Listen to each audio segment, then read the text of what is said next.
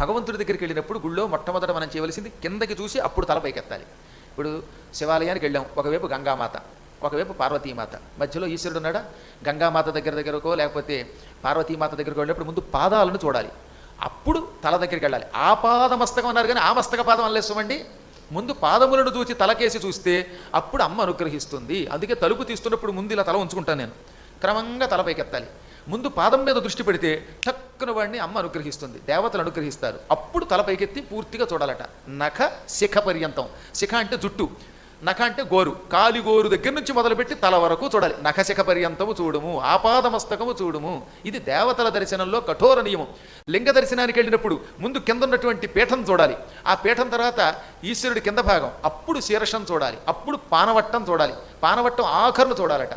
ఆ పానవట్టం చూశాక ఇంక మళ్ళీ శీర్షం కేసు చూడవలసిన అవసరం లేదు. అంత పవిత్ర మార్గంలో అలా దర్శనం చేసుకుంటే ఈశ్వర కటాక్షం సంపూర్ణంగా లభిస్తుంది. ఇది మంత్రశాస్త్రాలలో ఉన్న కఠోర నియమం.